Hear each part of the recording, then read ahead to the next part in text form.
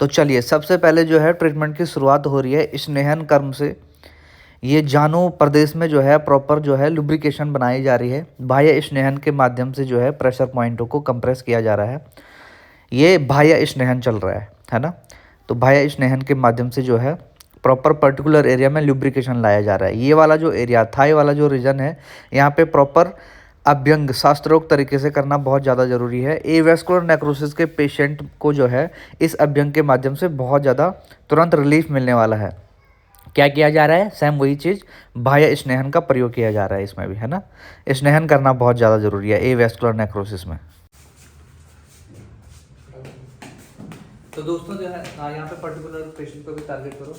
तो दोस्तों इस टाइप से जो है एवेस्कुलर नेक्रोसिस हो या फिर शाइटिका हो, पर्टिकुलर एरिया को ऐसे कंप्रेस किया जाता है। ठीक है, यहाँ पे जो है यहीं से ही सारी नर्व जाती है जो पेन को रेडिएट होके नीचे लेके जाती है ना।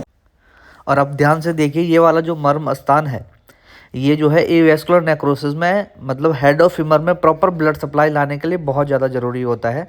पर्टिकुलर एरिया को टारगेट किया जाता है, नीचे की तरफ जो ब्लड फ्लो अच्छे से बने, है ना। इस टाइप से जो है पर्टिकुलर एरिया को टारगेट किया। नमस्कार दोस्तों, मैं हूं डॉक्टर अमित भारती। शिशुत आयुर्वेद दर्शन में आप सभी का एक बार फिर से हार्दिक स्वागत करता है। आज जो है मैक्सिमम पेशेंट का अग्निकम डे है। अग्निकम की एक मेन प्रधानता होती है हमारे यहाँ पे। पेन किलर अग्निकम के अलावा हमारे यहाँ पे कुछ भी नहीं होता है ना। तो मैक्सिमम पेशेंट को ये वाली बात एवेस्कुलर नेक्रोसिस के पेशेंट को पता है कि मैक्सिमम सेंटर में क्या हो रहा है। पेन किलर के आधार पे जो है पेन मैनेज करने की एक स्ट्रेटेजी है कि पेन मैनेज हो गया तो एवेस्कुलर नेक्रोसिस का ट्रीटमेंट सक्सेसफुल हो रहा है या फिर सही जा रहा है। पेन के आधार पे ट्रीटमेंट को हम जज नहीं कर सकते। पेन माना एकदम से खत्म हो रहा है तो आयुर्वेदिक शुद्ध ट्रीटमेंट के माध्यम से हुआ है या फिर स्टेरॉइड का यूज हुआ है, ये चीज देखना बहुत ज्यादा जरूरी है ना। तो अभी जो है मैक्सिमम पेशेंट का स्नेहन कर्म खत्म हो चुका है। हेड ऑफ फीमर और एसेटोवलम के बीच में मैक्सिमम मूवमेंट आ चुके हैं, मतलब लुब्रिकेशन आ चुकी है। जो बचे हुए मूवमेंट हैं वो अग्निगम के बाद कितने आ जाते हैं वो इस वीडियो के माध्यम से दिखाने की कोशिश हो रही है, छोटी सी, है ना। तो सबसे पहले हमारे पास जो पेशेंट आए थे, आप कहाँ से आए थे हमारे पास? महाराष्ट्र पुणे से हमारे पास पेशेंट है, उनका अग्निगम जो है स्टार्ट करते हैं। चलो आओ। और एसेटोवलम के बीच में काफ़ी हद तक डिजनरेशन है और कोलैप्स हो चुकी है बहुत दोनों, है ना। राइट साइड का पैर जो है इनका बिल्कुल नहीं उठ रहा था। पेशेंट से रिव्यू पूछेंगे। आप मुझे ये बताइए कौन सा साइड का जो पैर है आपका बिल्कुल भी नहीं उठ रहा था? बिल्कुल भी नहीं। लेफ्ट साइड का। लेफ्ट, अच्छा लेफ्ट साइड का आपका पैर जो है बिल्कुल भी नहीं उठ रहा था, है ना।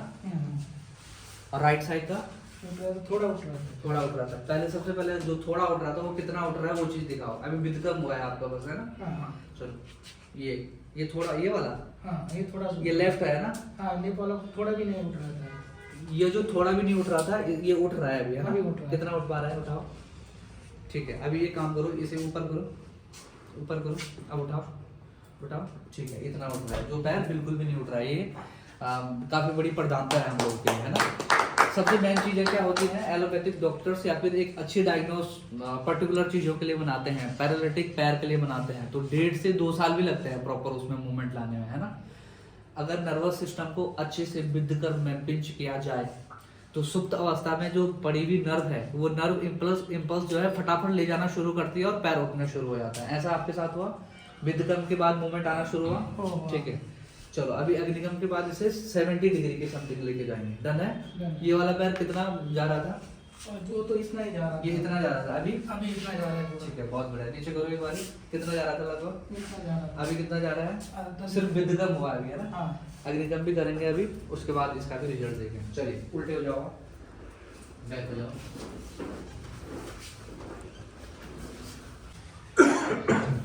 देखो मैक्सिमम पेशेंट जो है इसके लिए भी आश्चर्यचकित रहते हैं कि 7 दिन में मैक्सिमम मूवमेंट कैसे दे दिए जा सकते हैं। देखो सबसे मेन प्रोटोकॉल क्या होता है, हेड ऑफ फीमर और एसेटोवलम के बीच में जो है लुब्रिकेशन लाई जाती है।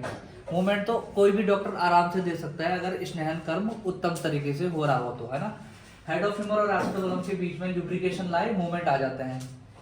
डीजनरेशन रोकने का जो है तरीका है बस्तिकर्म, है ना। जो नए डॉक्टर्स कई क्वेरीज आती हैं इंस्टाग्राम पे कि एवेस्कुलर नेक्रोसिस का जो है प्रॉपर प्रोटोकॉल क्या है। बस्तिकर्म श्रेष्ठ चिकित्सा है। बस्तिकर्म के बिना एवेस्कुलर नेक्रोसिस कभी ठीक होने की उम्मीद ही नहीं है। सिर्फ ब्लड कपिंग के चक्कर में हो तो वो बाहरी बार से ट्रीटमेंट हो रहा है ना। तो बस्तिकर्म बहुत ज़्यादा जरूरी है। बस्तिकर्म तो जो है डिजनरेशन को रोकेगा, और मूवमेंट मैक्सिमम कौन लाएगा? हेड ऑफ फीमर और एसेटोबुलम के प्रॉपर मूवमेंट के लिए स्नेहन कर्म, बाह्य और स्नेहन, बाह्य और अभ्यंतर स्नेहन जो है बहुत ज़्यादा जरूरी है। तो आपका भी ग्रीथ खत्म हो चुका है, ग्रीथ का डब्बा, ये का जो डब्बा दिया हुआ है वो खत्म हो गया मैक्सिमम पेशेंट का, ठीक है। तो स्नेहन कर्म डन हो चुका है, मतलब हेड ऑफ फीमर और एसेटोबुलम के बीच में प्रॉपर मूवमेंट आने की संभावनाएं हैं, क्योंकि ग्रीसिंग बढ़ चुकी है जॉइंट की, है ना। तो चलिए लाओ बोलो, नमामि नमामि धन्वंतरि धन्वंतरि आदि आदि देवम, देवम नमामि नमामि धन्वंतरि धन्वंतरि आदि आदि देवम, देवम नमामि नमामि धन्वंतरि धन्वंतरि आदि आदि देवम, ठीक है। देवम। ढीला छोड़ो, ढीला छोड़ो, नमामि ढीला छोड़ो, ठीक है। एक करवट बदलो, एक करवट बदलो, ठीक, डन। ये हेड ऑफ फीमर की एग्जैक्ट लोकेशन है ना, आदि देवम डन है, ठीक है। दूसरी करवट बदलो, दूसरी करवट बदलो, हेड ऑफ फीमर की एग्जैक्ट लोकेशन, ठीक है, ठीक है, डन है, डन डन, ठीक है। अब सीधे घुटने दिखाओ, दोनों घुटने दिखाओ, दोनों फोल्ड करो, फोल्ड करो, ठीक है। बोलो, नमामि नमामि धन्वंतरि धन्वंतरि आदि आदि देवम, देवम नमामि धन्वंतरि आदि देवम नमामि धन्वंतरि आदि, ठीक है, डन है। 1 2 3 स्टार्ट, नीचे करो, उठाओ, बहुत बढ़िया, तालियां इनके लिए जो था, ठीक है। ये वाला करो, अब उठाओ, बहुत बढ़िया, दूसरा करो, उठाओ, बहुत बढ़िया, आया। आया ये वाला मूवमेंट कितने सालों में आया आपका? ये वो जो पैर जो है बिल्कुल भी नहीं 2 उठ रहा साल था। में 70-60 डिग्री लगभग कितने सालों में आया? 2 साल में 2 साल में आया। अभी आलती पालती जो है कब से नहीं आ रही थी आपकी? 1.5-2 साल से नहीं 2 साल से नहीं। आलती पालती मार के दिखाओ फट से, देखो, बहुत बढ़िया, ठीक है, तालियां इनके लिए, ठीक है।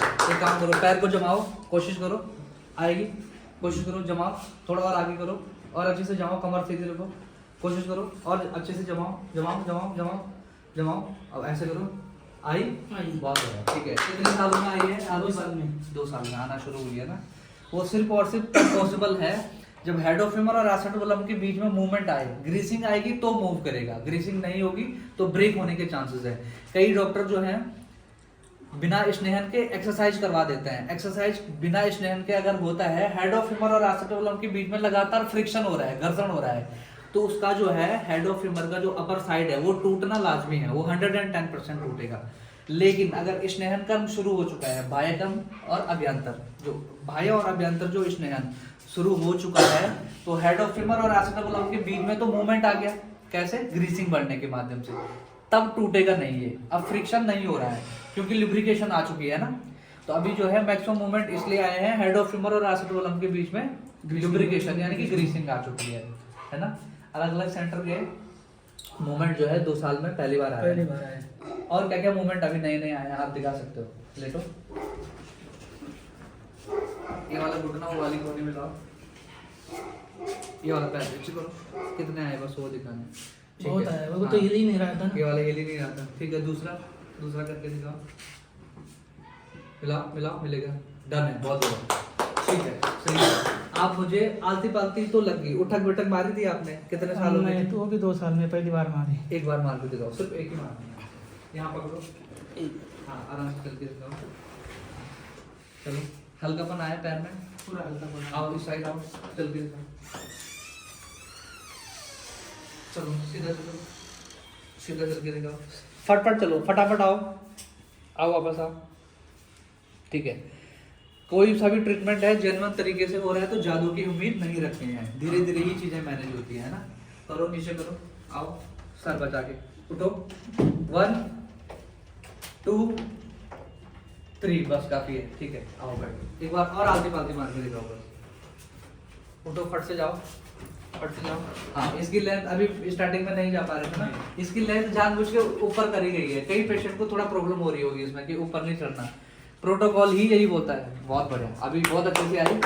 प्रोटोकॉल ही यही बोलता है कि जो पेशेंट पहले दिन फट से इसमें चढ़ के नहीं पा रहा है ना, वो 7वें दिन चढ़ना चाहिए। पहले दिन तो नहीं चढ़ रहा था, अभी फटक से चढ़ रहा है। अभी फट से चढ़ रहे हो ना, तो प्रोटोकॉल ही यही बोलता है, मसल्स में जान आना शुरू हो जाती है।